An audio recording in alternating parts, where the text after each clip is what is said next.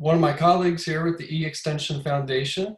He is a web developer, and he's been with E-Extension since 2014 and primarily focuses on E-Extension's legacy applications as well as supporting E-Extension staff's internal tools such as Zoom and G Suite. Mark's also an adjunct community college instructor where he teaches web development and programming. And we are so excited to have Mark leading this learning circle. I just want to go over a couple things real quick. So these learning circles aren't like typical webinars where we can just see Mark and respond to things in chat. We certainly invite you to make comments in the chat, but these really work better if you feel like you'd like to turn your camera on and interact with the learning circle and ask questions and participate in that capacity. So, oh, hello, Paul Hill. It's nice to see some familiar faces here. So with that said, one other thing, we do have some other learning circles going on this month. I'm going to go ahead and drop a link here in the chat. In fact, there's one tomorrow, another one that Mark is leading. That's about the advanced features of Zoom.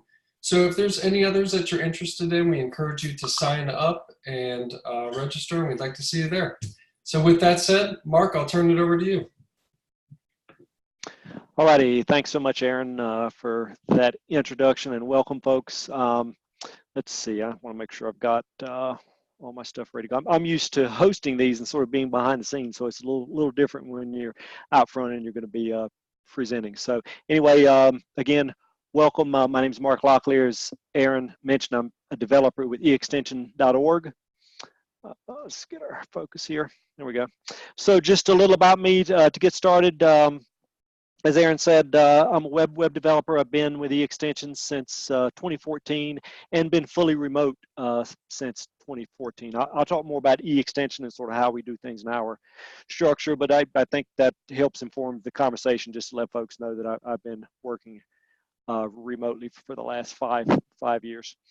Primarily maintain what I call the legacy. You know, legacy sort of has a bad connotation to it, but it's not necessarily a bad thing. When I say legacy applications, I just mean things like ask.extension.org, learn.extension.org, the sort of suite of apps that made eExtension what it is for the last decade.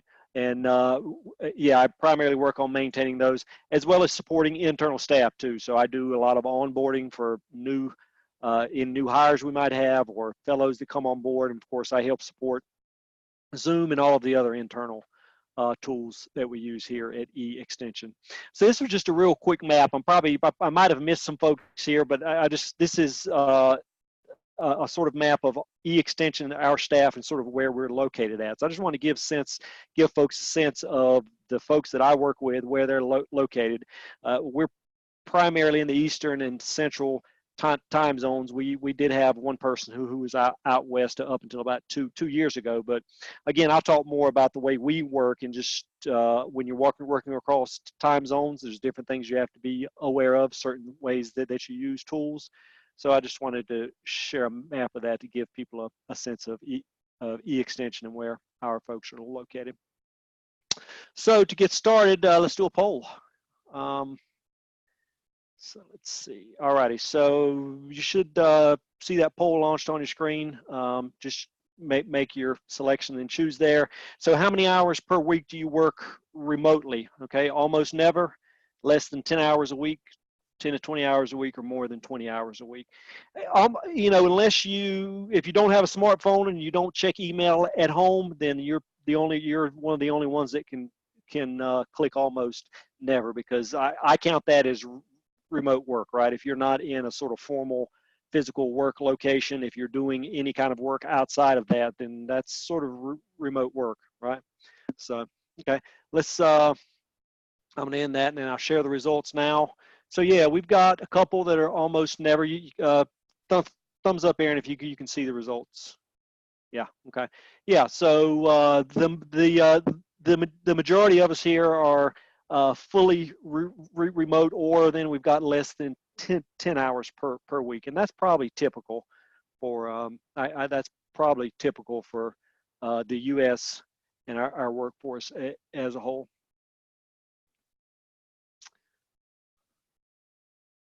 So I just wanted to share this share this statement just as a starter. Remote work isn't the future of work, it's the present, right? I mean, we're all, you know, again, as I said, unless you don't have a smartphone and you never do anything outside of this sort of physical location of work, you're doing remote work. So it's here, and it's part of what we're doing now. So the way I'm going to open this up is talk about benefits of remote work. And I've got slides here for sort of benefits from an employee's perspective, as well as benefits from an organizational, or I guess a management perspective, you might say. So first is we've all heard this one before, and this is, you know, I don't know, like 10 years ago or so, you sort of didn't hear, at least I didn't hear the term work-life balance. So it's a relatively new term for us, but work-life balance tends to be better for remote employees.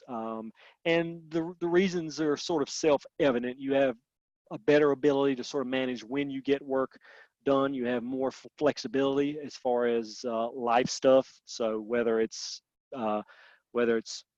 putting dishes in the dishwasher, or getting clothes out of the laundry, doing those kinds of things, remote work allows you the flexibility to sort of manage those things how you want. Generally, when you do that and you have that kind of flexibility, then you're going to have a better, more pleasant work-life balance. Decreased commute, that one's sort of obvious too.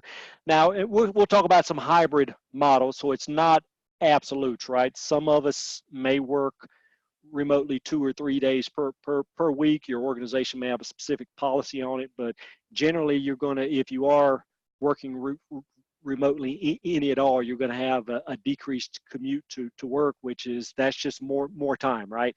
I think the average commute in the United States is 20 or 30 minutes, so that's around an hour per day, which I think most of us would say is a significant amount of time to have back, or to have to ourselves. Better health. Studies show that that remote employees generally have better health. Now, there's some outside issues there with, as far as pay grade and things like that. Generally, remote workers are paid better, which means they probably got better health care, which means they're going to have better health. But again, when you look at that work-life balance and the other benefits you get, lower stress, things like that, then remote workers tend to have better health. And then greater flexibility too, and we sort of talked about that with that work-life balance that we were talking about. When you're working in a remote environment, the tools allow you to sort of work when you want to work. So again, you may work more on the weekends, but the idea is that's time that you would have been working during the week or some other time, so you've got greater flexibility there. All right, benefits of remote work for your organization. So this is, think about it from a sort of company organization perspective. What are the benefits of remote work? So generally a remote team is more productive than sort of teams that have a physical location. That team's going to be more productive and get more work done. Reduced costs, I think that those are sort of self-evident there too. The costs from, again, if you're talking about a fully remote organization, there's no brick or mortar location to be maintained. Again, we mentioned the commuting costs, driving, things like that. So generally, a remote team can work at a lower cost than what one that's in a physical location can. Environmental impact. So this is sort of, again, this is one that's a little more abstract than the absolute costs of, let's say, not having to drive back and forth to work, gas and things like that. But there's also an environmental impact to not just carbon emissions from driving your car back and forth to work. But again, when you think about maintaining a physical location that people have to work, where you have to run heating and air conditioning, you've got a light bill, all those things are eliminated when you think about a remote an organization being remote. And then the larger pool of talent, I like to add this one too, because you think about, I mean, this really sort of, like, to me, this is an eye opener. Think about the talent pool you have access to for a remote organization, as opposed to if you're in a specific geographic location, you're sort of limited to that pool of talent in a given area. So again, when you think about remote work, the pool of talent that you have is much, much greater, and is really on a national scale.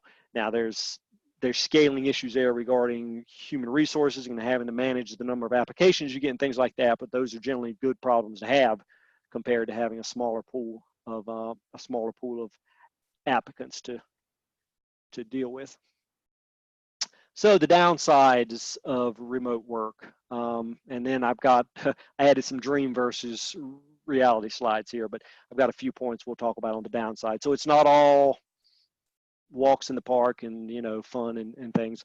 Isolation can be an issue, right? Obviously, when you're working remotely, generally that means working from home, but there's other options out there. There's things like co-working spaces you can take advantage of. So a lot of the things you might miss in by having a physical location, you can either supplement those or sort of go find your own location. Aaron mentioned that I'm an adjunct instructor at a community college locally here in North Carolina.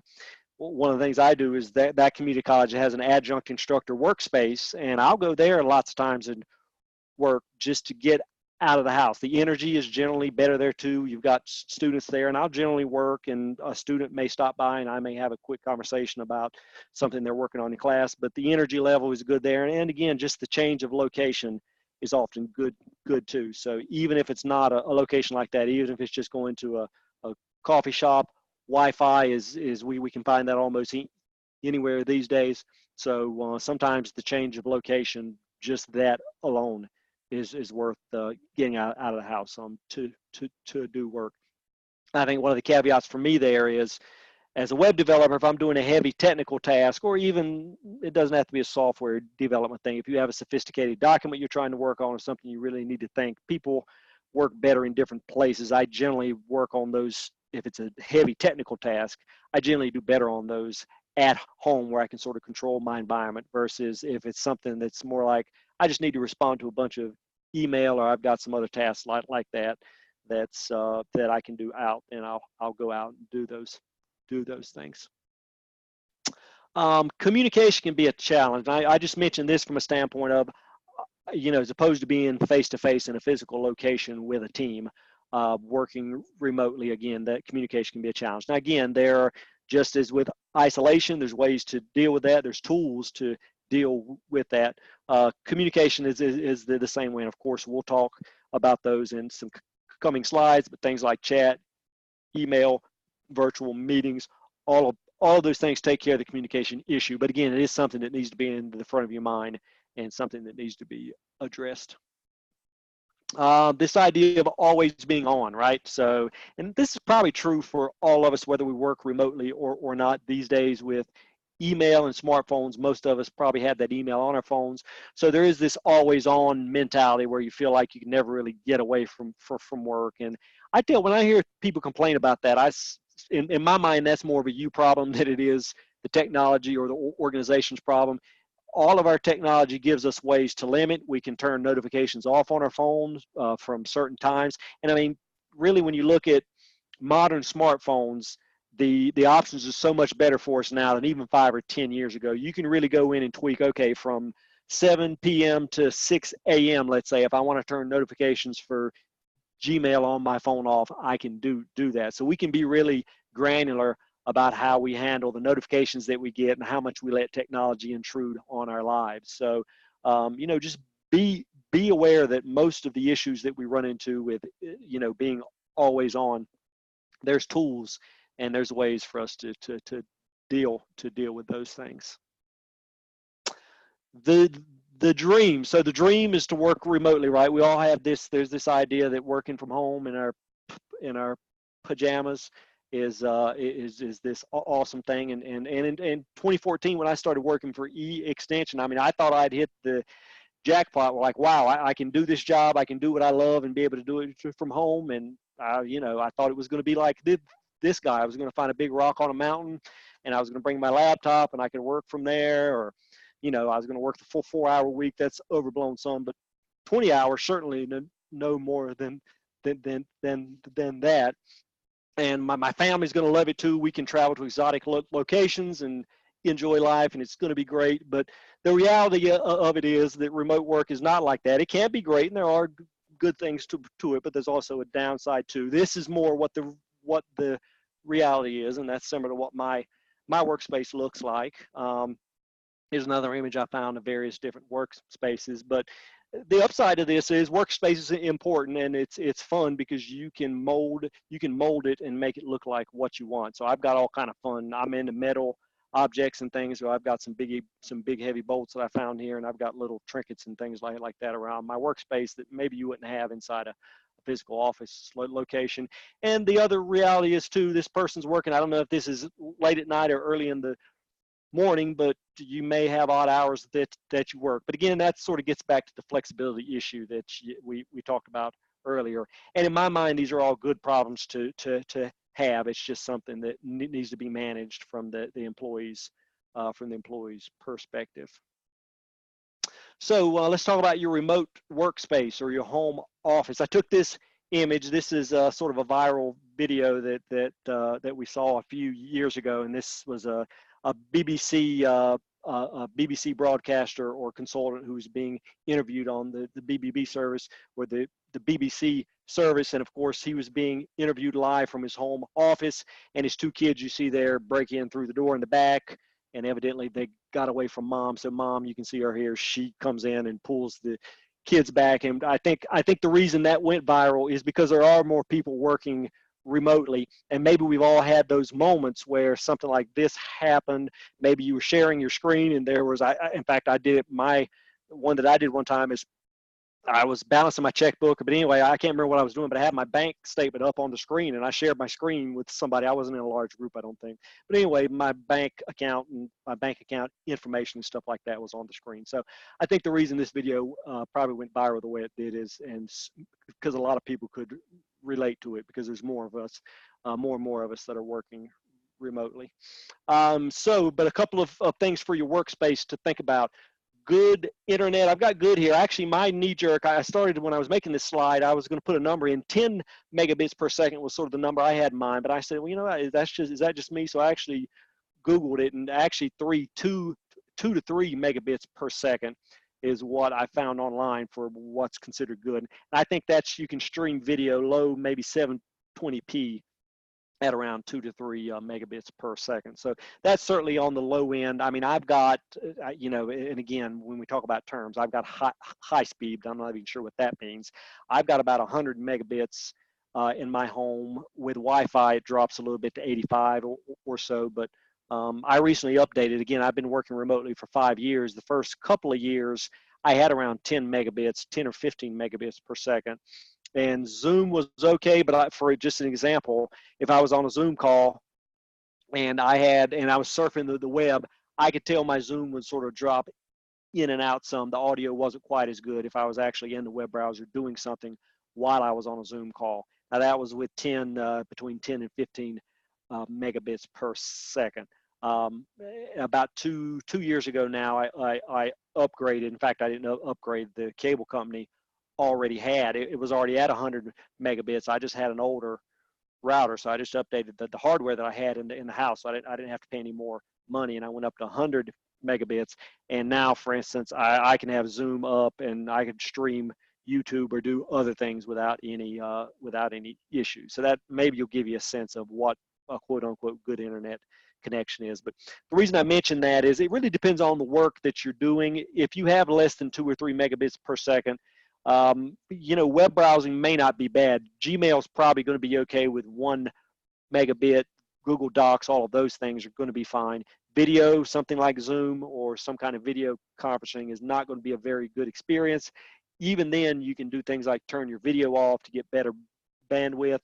So it really just depends on the location you're in. The other thing is be careful about, again, what I did with the internet provider I've got. I had higher bandwidth, but because of the router I was just sort of being cheap and didn't want to buy a more expensive router. So when we first moved in this home, the old router that I've had for 10 plus years, I said, well, I'll just use that.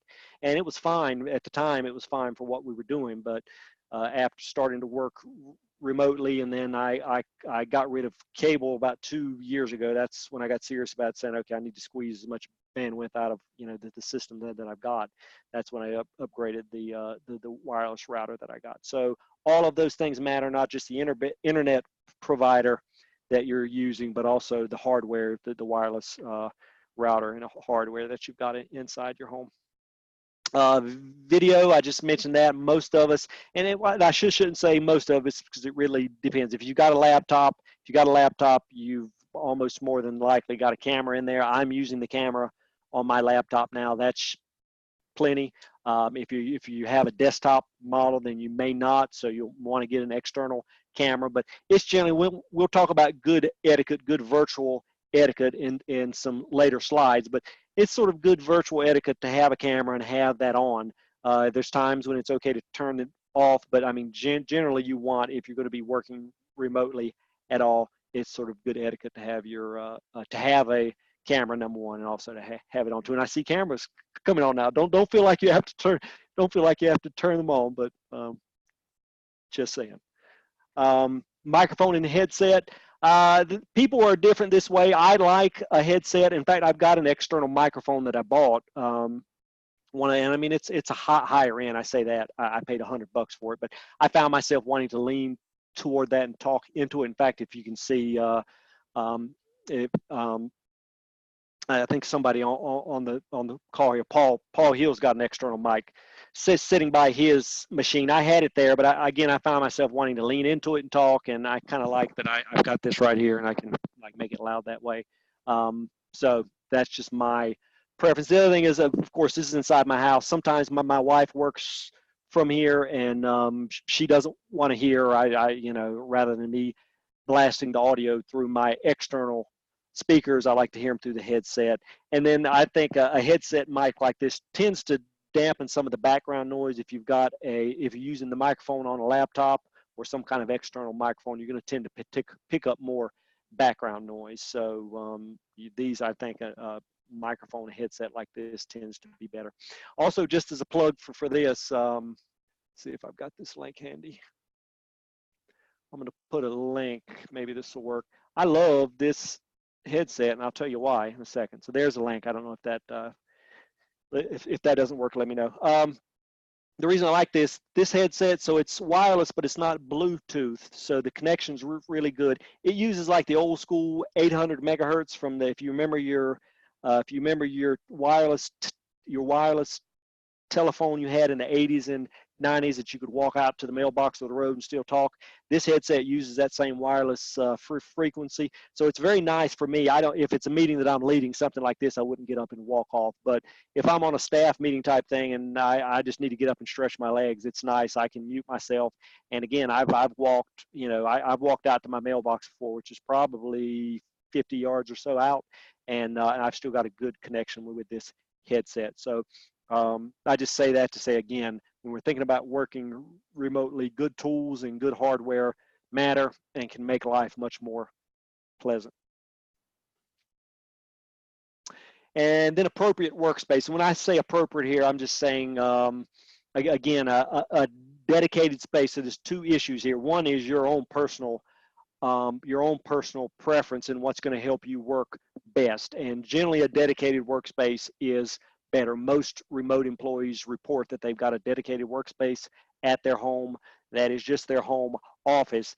And even this idea of when I'm in that location, I'm working, and when I'm not working. So it sort of gives you some separation from work.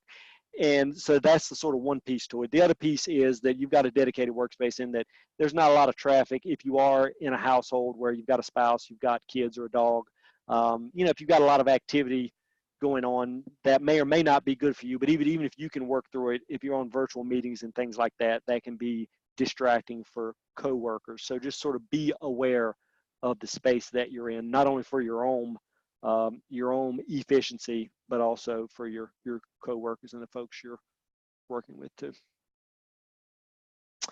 Okay, managing a remote workforce. So this is for the managers in the group, but even then, it's, a lot of this is going to apply to co-workers too. So engage regularly is what I have here. So in a physical location, you're all sort of there, and generally 5 days a week you're in the same location. So it's very easy to just walk by someone's cubicle and check in with them. Well, you don't always have that in a virtual environment. So generally you need to have some kind of regular check-in with staff and employees or the people in your group. E extension, we've sort of went through a couple of different iterations over the last few years. We were doing once a week. We had a regular once a week staff meeting it was sort of all staff scheduled at one point. We went to bi-weekly meetings. I think we're back to weekly meetings right now, but with the option to cancel those. And in fact, most weeks, it really sort of depends on the week, but I'd say at least half the time, Bev, who's our COO, she'll send out an email and let us know that the meeting, the staff meetings is canceled for the week. If there's not something pressing, then we don't necessarily need to meet. So, but I think it's good. I think it's a good idea to have a regular staff meeting or group meeting, again, depending on the organization you're in. It's good to have a regular meeting just on your calendar with that group, and that way you're able to check in and engage. You can also do one-on-one meetings too. Now again, with E extension, the work that we've done, the work that we do, we've been working a lot with the summit. There's a team, the leadership group in this team that's been working on that. They meet on a regular basis, if not more than once per week. So they usually see one another there. Individual groups may have different schedules. The engineering team at E-Extension, which is relatively small right now, there's only three of us. We generally don't. We were meeting regularly at one point, but we're pretty active inside Slack, so we chat and we communicate that way pretty regularly. So we sort of just decided not to have. We'll still have ad hoc sort of face-to-face meetings if we need to, but generally we don't have one on the schedule on a regular basis right now. So again, the point is you need to be aware of that and make sure you're engaging regularly with people on your team. Calendaring is important, and I'll sort of harp on this on a couple of different slides. But in a virtual environment, so you've got a couple of issues going on. Number one, obviously you're not in the same place, so you're not in the same time zone. So time zone is important. You can't send an email to somebody or chat and say, hey, let's meet Wednesday at 2 p.m. because are we talking, if that person's in a different time zone, is it 2 p.m. my time or 2 p.m. your time? So good, efficient use of calendaring is important. And so the way that goes, especially in meetings, really is what I'm referring to here, is that you have calendar invites for meetings. So generally the way that use case will go is I might send Molly a message in Slack and say, hey, Molly, let's meet Wednesday at 2 p.m. Eastern time. And she say, yeah, that sounds good. At that point, I go to Google. We use Google Calendar in our case. I go to Google Calendar. I create an event for 2 p.m. Eastern time. I add Molly to the invite for that event, and I also put a virtual location there, which in this case is Zoom is the tool that we use, and I send her that invite. Google Calendar is going to take care of the time zone difference. It knows, Google Calendar will know that Molly's in Central time zone. I'm in East Coast time zone, so it'll adjust for that on her end. But when we talk about calendaring, using that is really essential. There's no way around that in a virtual environment. And the time zone issues, it takes care of those. And then it takes care of any ambiguity with regard to when we said we were going to meet. It's also good etiquette too to accept a calendar invite. And there is one caveat here: if people are using different calendaring systems, Google Calendar doesn't always talk to Outlook, so you may have issues with people accepting a calendar invite. But I sort of get a warm fuzzy when I send Molly that calendar invite that we said we were going to meet at 2, and then I get an email back that says Molly's accepted your calendar invite. So it's sort of a head nod to me that, okay, yep, I got your invite. It's on my calendar. So it's important to sort of be comfortable with using calendaring and knowing how that works. Also, keeping your calendar up to date too. If you people do this in different ways at E-Extension. I've seen people who have a very robust calendar in that they've got their doctor's appointment on there, they've got jazzercise Tuesdays at 6, even though that's not during work time, they've got it on there. So some people sort of use their calendar that way. And generally your calendar on a remote team should be viewable by other people. So if Paul Hill's on my team, I say, I'd like to meet with Paul, Friday at 3, but I'm not sure if he's going to knock off early on Friday or not. Let me check his calendar and see if he's going to be around or if he's got something else going on. So that's all a part of calendaring and using that in an efficient way so everybody sort of knows what everybody else is doing. And again, it's not a thing of you're trying to keep tabs on someone or check in on them. It's just a way of folks knowing if other people are available and sort of what they're up to. In-person meetings. When I say in-person meetings, I'm talking about face-to-face meetings. So the standard I've seen, I've got a colleague who works in the software industry. He's in private sector. They have a once a year staff meeting. They have an annual all staff. He works for a virtual organization there in Columbus, Ohio, and they have an all staff meeting once a year. They get together at the company headquarters, and this guy's a software developer. He also meets with his team either twice a year or sometimes once a quarter, depending on what they've got going on. So anyway, that face-to-face contact is important. E-Extension we were doing sort of all staff face-to-faces at one point, but the impact collaboratives, for the most part, we've been doing those three times a year. That gives a chance for most of us to get together, although not everyone's there, but a good number of the staff are. So sort of in lieu of a formal all staff face-to-face, we've been doing we've been sort of using the impact collaboratives as a way to get together. But even with that, the engineering team often doesn't go to those. So for instance, the engineering team got together with Chris Geith at her home this past spring we didn't get together just for kicks. We were doing some planning type things, but it was just a chance for us to connect face to face. So I think that's important.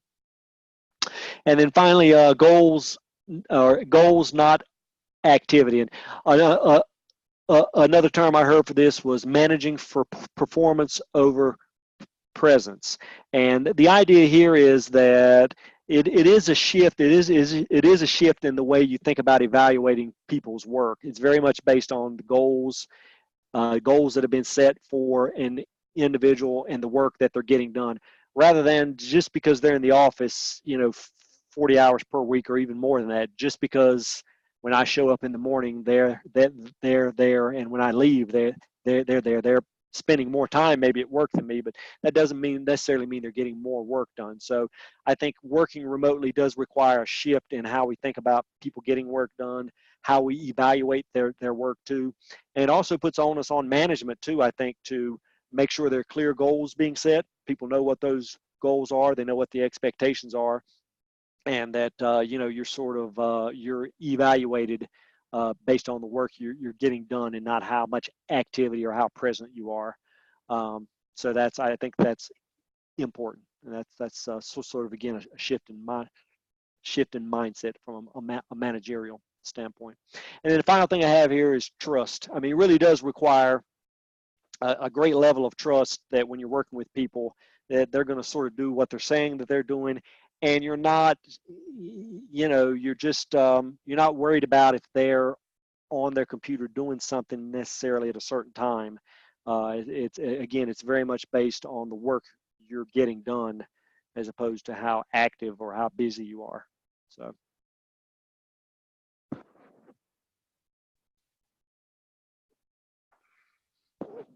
Okay.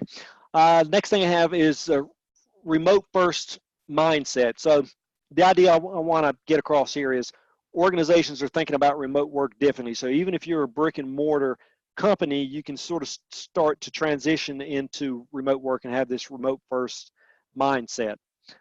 So remote as default is what I'm calling this. So think about it. Well, in fact, again, I'll use the example of the coworker that I mentioned. Again, he works for a software company in Columbus, Ohio. They've got a physical location there. I think the company's about 1,000 employees. I think about 700 or 800 are at that location, and then the rest are remote, although they don't keep track of who's remote and who's not.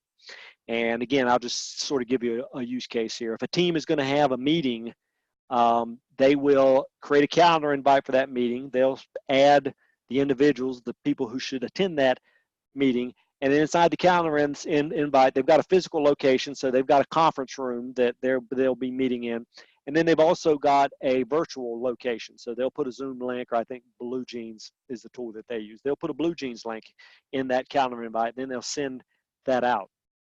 And so when it's time for that group to meet, when it's meeting time, the people who are in the office will go down to that conference room. Somebody will fire up the camera and the virtual, the audio and video that they've got in place there. And then the virtual employees will join based on that virtual link. Even if somebody's in the office, even if somebody's in the physical office location, if they're on the first floor and the meeting is up on the fifth floor, and I just don't want to walk up there, they may join by their computer. So again, this is this idea of remote as default, and you start to change the way you work. Even when you're in a physical location, that becomes the default for how you work. And so it really doesn't matter whether you're in a particular location or not. You can be a part of meetings and be a part of the communication that's going on. Of course, this applies for email, things like document sharing if you're using Google Docs and those kinds of things. And then Slack is a chat tool that we use. It's very popular. All of these tools allow you to have this sort of remote mindset when you work. So I sort of look at that model as a hybrid model. And again, a lot of companies, mostly in the software industries where I'm seeing that. But I think the Cooperative Extension Service does that too. I'd be interested to hear too if there are folks who are on the call that sort of have this hybrid model and you're starting to use that. Definitely let me know in chat, or we'll have time for input at the end of the talk if you'll share that then, because I'm curious to know if folks are using that. Again, extension works that way. We're fully remote. We're really a virtual, and that's the other term, I didn't put it here, but when you talk about a virtual company, we're one that's completely virtual in that we don't have any physical location at all. So we obviously have to use all of those tools that I'm talking about for us to be able to communicate. But it's sort of an exciting time. I'm passionate about remote work and doing it better, and it's exciting to be a part of that. And it's still new enough too, I think, that people are figuring it out and figuring out what works. And so a lot of the things I'm going to share here are just sort of they're sort of my 2 cents about what I think works best, but there's no industry standard out there. And I think each company has their own, has their own nuance to how they do remote work, and from a virtual standpoint, how they implement those policies. So it's sort of fun to be in this time where we're trying to figure it out. All right, so we've got another poll here. So the next couple of slides after this, I've got 2 polls we're going to do, is what I call good virtual etiquette. And again, this is just sort of my take on it. They're not hard and fast rules, and it's all contextual too. Like, yeah, in general, it's good to turn your video on, but that doesn't mean it has to be on all the time. There's times when you might not want it on. So it's all contextual and those kinds of things. But anyway, let's do this poll here real quick. All right. So this one is, when should you mute yourself doing a virtual meeting? So when there's background noise, when you're not speaking, never, the software would take care of that, or when I'm talking to someone not on the meeting, or when I'm talking to someone maybe in my physical location. When is the right time to mute yourself?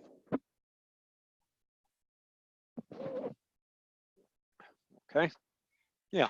Okay. So I think we pretty much nailed that one. So most people said, yeah, whenever I'm not speaking. So that's the default here, should be, and if you notice when you join this meeting, you were on mute. Again, the tools will help you do this too. And this is not just Zoom. I think all the major, all of the major virtual meeting tools have the ability to set the default of a meeting, and so Zoom has it set so whenever I create a meeting, by default it's set for when people join, they're on mute. Now you can unmute yourself, but the default is that they're on mute. And really that's sort of the general rule, that you should always be on mute when you're on a meeting. Now there's exceptions. If you're the one leading the meeting, you don't necessarily have to mute yourself when you're not speaking, because the idea is you're going to be talking a whole bunch. So it's probably okay for you to not mute yourself, although if you've got a bunch of background noise, then you probably will want to sort of watch the mute button.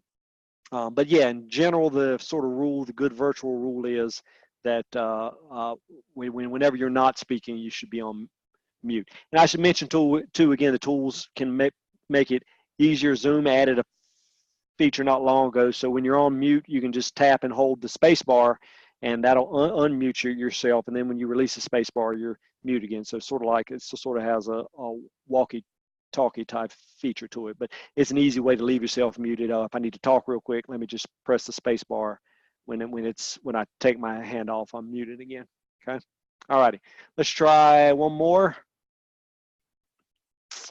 Let's see if I can trip you up here.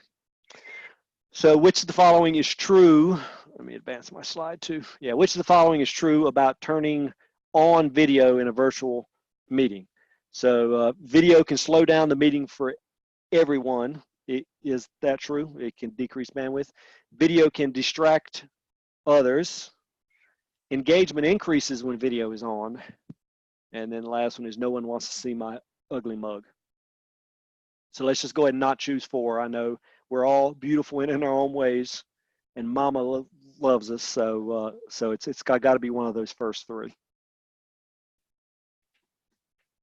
Okay, so we've got a little bit of a split here. So we'll share results. So the correct answer is engagement increases when video is on. I was actually surprised. I was on a meeting recently, and this was a developer who said this too. She's like, "Oh yes, we keep our video off because it can slow the meeting down," and that's so. This is not true. Myth.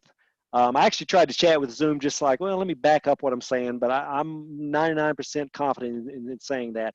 Now, the bandwidth can slow down as an individual. It can slow your individual bandwidth down at your location. And I'll often tell people, if you're getting audio, if their audio is not good, I'll ask them to mute their video, because that can sort of conserve some bandwidth, and it does. In my experience, at least, it improves the audio. But having your video on does not slow the meeting down for everyone. I've been on Zoom meetings where we've had 100+ meetings, and people were, I'm sure everyone didn't have their video on, but there were dozens of people with their video on, and there was no problems at all. So again, the technology is really client side with video conference software. You've got an installed piece of software there. So whether your video is on or off, it's really all about the connection in your location. It's not going to slow the entire meeting down. And I apologize, there's some chat going on, but I'm sort of the only one flying solo. So I may, if we maybe Paul is going to say a few words, I may get to read and respond to some of the chat later, but if there's others who want to respond to it, feel free to.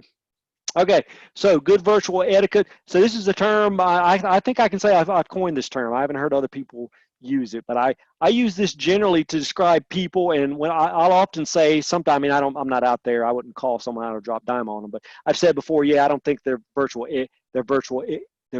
etiquette is very, very good. So for instance, I might email someone, and then they may, if it takes them 5 days to email me back, and like I can tell they haven't checked their email or something like that, I was like, yeah, their virtual etiquette's not very good. Or another bugaboo I've seen, when people put the question, they'll put a question or paragraph in the subject line of the email. Maybe we've all gotten those. Well, that's not very good virtual etiquette to do something like that. Generally, the subject should be a short 3 or 4 word topic or subject, and then the body should contain the text. So anyway, those are just examples. So these are sort of some of my rules for good virtual etiquette. So again, I've talked about this, turn video on for meetings. So again, this is not an absolute, but I tried to dig it up, but I couldn't find it. Zoom had a really good blog post they did on the number they heard, or the number they had, I think is what I saw, was around 80%, that engagement increases by 80% when people turn their video on. I don't know what engagement means or what the measure was, but I think you get the idea. I mean, to me, and what I tell people is, you wouldn't show up to a live meeting with a bag over your head or inside a cardboard box so people couldn't see you. So to me, the equivalent is like when you show up to a Zoom call and you've got your video off, then that's sort of, it's kind of rude. I want to see face. And again, don't feel like you need to turn your video on. I'm seeing videos come on now. This is sort of a different case. I'm really talking more about like if it's a meeting with your colleagues, you're going to talk about stuff. But again, I mean, context matters, visual, when people can see your face, see the emotion on your face, I mean, that can help inform the conversation. Now, again, there's exceptions for everything too. I think, you know, if you're eating lunch, I've had people eat on, and that's probably, you may not want to see someone eat. So that's appropriate to turn your video off. But again, from a courtesy standpoint, you might turn your video on and say, hey guys, I had to get a late lunch in, so I haven't eaten yet, so I'm going to turn my video off while I'm on the meeting so I can eat lunch. So again, just sort of be mindful of those things. Mute yourself.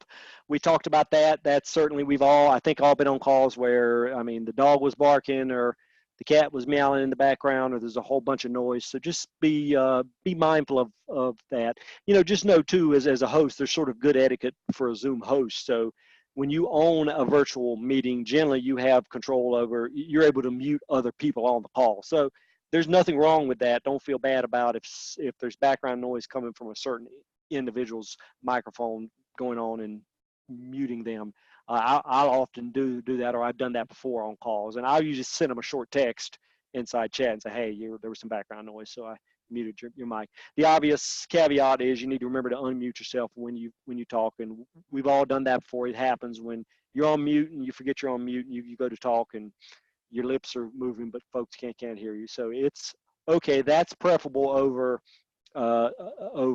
you know, a meeting being disrupted by background noise. Be available. So this is not virtual. This is not meetings necessarily. This is just, again, good virtual etiquette overall. So being available and sort of being accessible. So, you know, if someone sends you, again, if you're working on a virtual team, if someone sends you an email requesting information, maybe to wait 3 or 4 days to respond. And again, there's context for everything, so depending on how important it is. But maybe, you know, generally my rule is if it's somebody on my team, generally, you know, 4 hours or so, I would generally try and get back to them that same day. If they email me before 4 or 5 o'clock Eastern time, you know, they email me before close of business, I generally try and get back to people that same day. Now that's if somebody on my team. If it's obviously with the cooperative extension, there's a lot of people have access to us. So obviously if it's someone outside of E-Extension Foundation and our team, I may take longer to get back to them. But again, that idea of being available is important, not just email, Slack the same way. If someone sends you a message in Slack, it's sort of reasonable to respond to them in a reasonable amount of time. So those are all this idea of being available, being accessible. And I mean, more so too, the idea there too is more so than if you were in a physical environment where you were all worked in the same physical location. I think we sort of, as virtual employees, we have to sort of go above and beyond what the standard would be in a physical location. Calendaring, we talked about that, just good calendaring etiquette. Sending, if you're going to meet with someone, you send them a calendar invite that has all the appropriate information, virtual information for a meeting link they're going to join, or if it's a phone call or a phone conference, you be sure to include the phone number. You can also invite them, usually when you create a calendar event, regardless of the software, whether it's Outlook or Google Calendar, you've got a way to add people, and so they get an email notification about that. Generally, it is good etiquette to sort of check in with that person first and sort of verbally confirm. Again, it would be no different than, again, no different than you were in a physical location. You wouldn't schedule somebody for a meeting without maybe talking with them first. So generally, it's sort of good etiquette to check in with them, saying, hey, is Friday at 11 a.m. good? Yep, that sounds good. Okay, I'll send you a calendar invite. So, and then time zone awareness, we talked about that again. Be aware of where folks are located at. You know, if I'm on the East Coast, I know I've got a West Coast employee. I shouldn't send them a 9 a.m. East Coast time meeting. That's going to be 6 a.m. their time. So that's not good. So, you know, vice versa. If you're on the West Coast, be careful about meetings late in the afternoon. Again, a lot of you probably know Terry Meisenbaugh worked for E-Extension for years. He was the only West Coast sort of full-time employee we had. We've had some fellows that have been on the West Coast, but generally I was always aware that, okay, I know Terry's on the West Coast. So for my being on the East Coast, generally if I was going to do a meeting with him, it was in the afternoon, because he wasn't, you know, again, he's not coming online really until 11 a.m. or so East Coast time. So just be aware of that. All righty, and so what I've got here is the virtual. This is Mark Locklear's virtual golden rule, and that is, if you wouldn't do it in a real meeting, don't do it in a virtual meeting. And so again, if you think about all the things I've said here, it sort of makes sense. Again, you wouldn't show up to a meeting with a bag over your head, so turn your video on. Again, depending on the context, you wouldn't show up to a meeting with a foot-long Subway sandwich, let's say, and eat that. Now, you may, if it's a working meeting during lunchtime and this is a team you get together with regularly, it's probably maybe okay to eat, but you wouldn't maybe meet with a bunch of C-level or executive folks and sort of do that.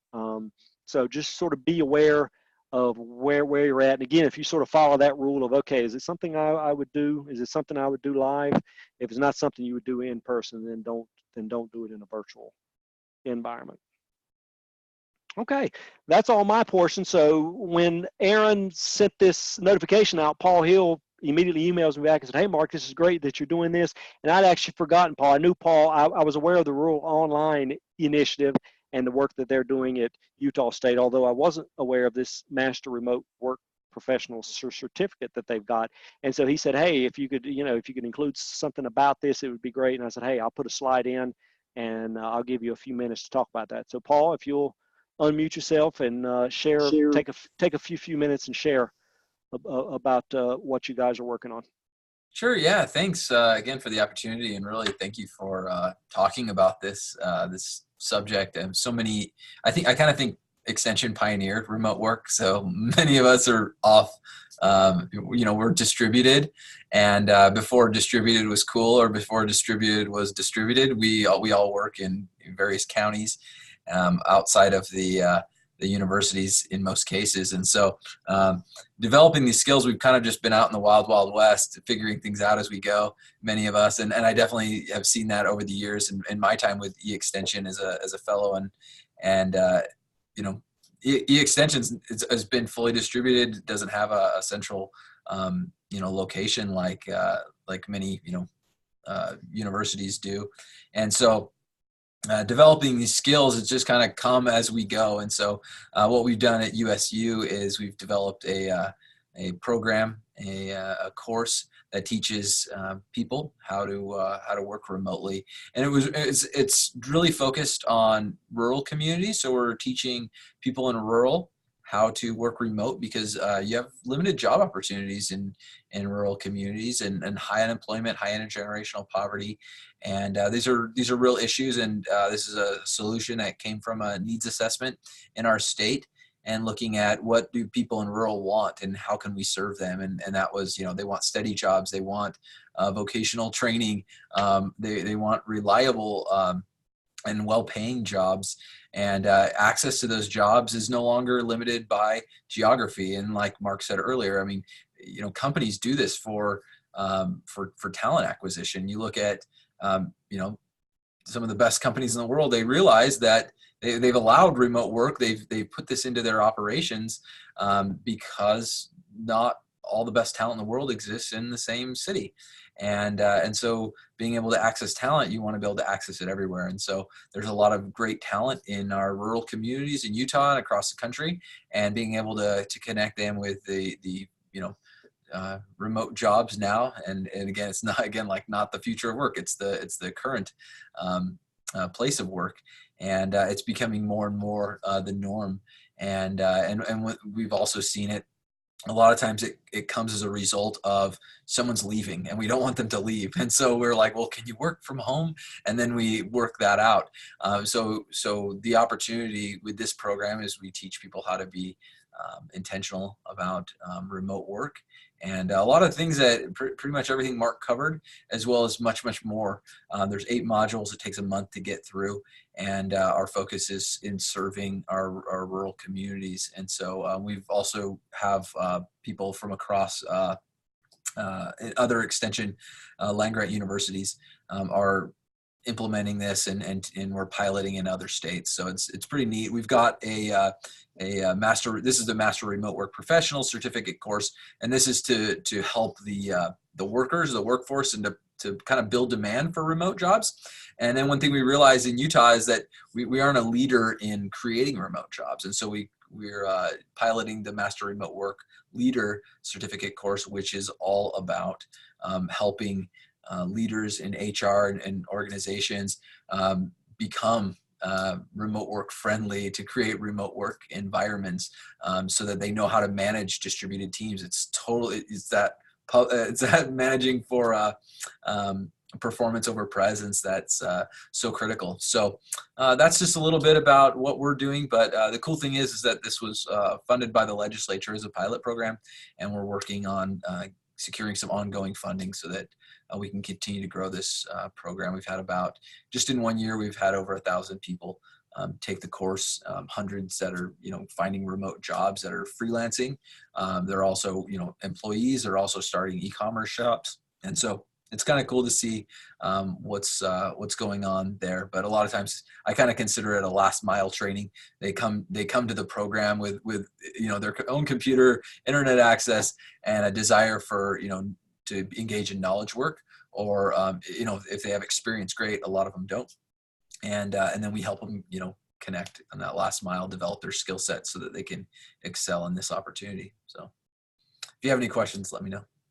All right. Thanks, Paul. I'm going to stop sharing. I'm going to look through some of these chat questions here. I put a link, couple links. Number one, remotegig.io. That's actually a website that I maintain. That's just a fun little side project that I've got. I mentor. I mentioned I'm an instructor at a community college, so I do some mentoring there. And then there's another organization that I mentor software development and programmers. And so in doing that, I'm always offering job search advice and things like that. So I'm essentially curating. I won't get into the technical weeds, but I basically scrape websites for remote companies that I found that, okay, these look like good quality companies, and I add those there. Someone asked about the recording. Aaron should be following up with all of our attendees, or actually the folks that registered, I guess. He'll follow up with a link to the recording. LaDonna asked about that. So, and I'm just going to look through again. If someone has anything else to share, feel free to unmute yourself. I'll look through the questions here, and I may read a few of these off and maybe make some comments on them. Lindsay says, sure, Mark, while you're looking at... Go ahead. I'm sorry, Mark. This is Molly Immendorf from eXtension, and I put a link in the chat.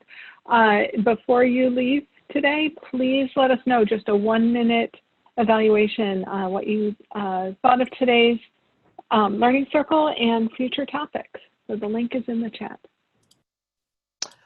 Lindsay in South Dakota says that they're currently working on a remote work policy, which is a huge step. We're excited about it. For those of us in Extension, we have offices throughout the state, so we have been trying to stay within current policy while balancing reality and work requirements. Yeah, and it'd be, Lindsay, I'd love to hear more about it. Maybe once it's developed, I'd love for you to share it, because again, there's no standard out. That's the other thing too, is every company is doing it differently, and they really should. I mean, maybe at some point we'll fall on a standard, but folks work different ways. Extension it's interesting. The cooperative extension is very forward thinking in some ways, and obviously we're very old school too. So in some ways, I think that, yeah, we're perfect for setting up a remote work policy, not just because of the physical location aspect, and our folks often work out in the field and they're not in a physical location. At the same time, we've got some traditional ideas about work and what that looks like. So my sense is maybe some of the challenges might be that management part where we mentioned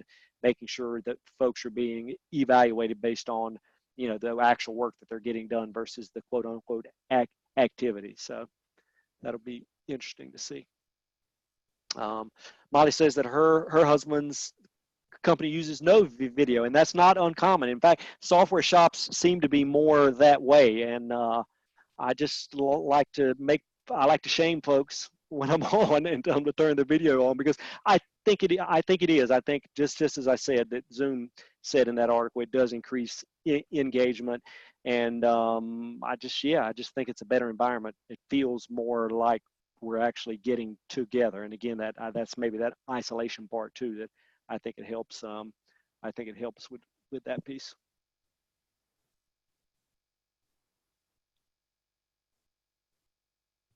Mark, can I add something?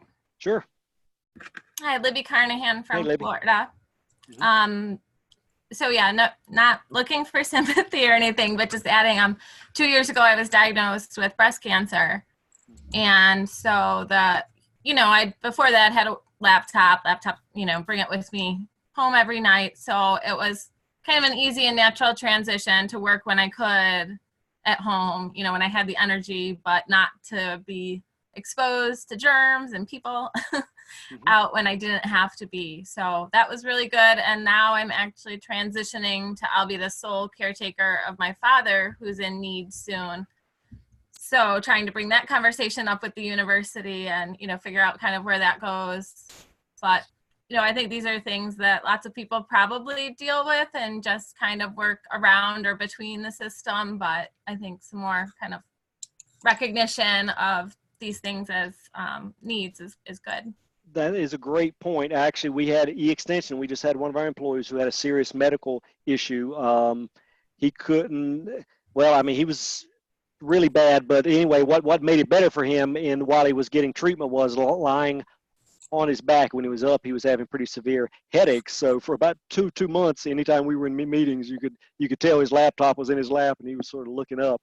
But yeah, that's a great point, that when we look at medical issues, that gives you the ability to work from home. You were talking about if your immune system is compromised in some way, it can be a health issue for you to be around other people. So yeah, I think it's great to note that, remote work gives you that flexibility.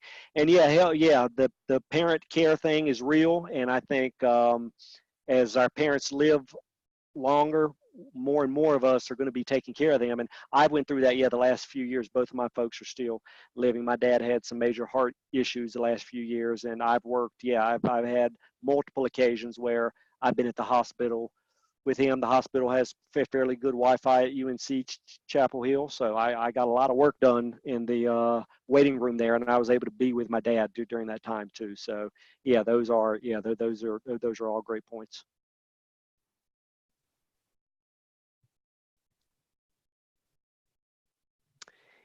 All right, folks. So well, Mark, go ahead. Yeah, I was going to say we're at the top of the hour, maybe even a couple minutes over. But this has been really wonderful, Mark. I'm so glad that you were able to share your experiences, your advice. Paul sharing about the initiative in Utah, and I saw in the chat that maybe there's some other target audiences that you could work with as well. So it's pretty exciting stuff. And one last time, I'm going to put in the link to the evaluation. It just should take a minute. And I'll put in a plug for tomorrow. You have a learning circle, Mark, same time tomorrow on advanced Zoom features. So I do, and I'll be behind the scenes. Yeah, I'll be talking about meetings and webinars, chat, Q&A. We'll do some experimenting with various polls. We did some here. Polls, but we'll also be doing, we'll experiment with breakout rooms too. That's always a fun one that people don't always have the opportunity to try. So we'll take some time and actually do that. And so I would love to see you there. So again, thank you. All righty. Thanks, folks. And again, Aaron will be following up with a link to the recording. Feel free to share that with friends and colleagues who were not able to join us. Thanks.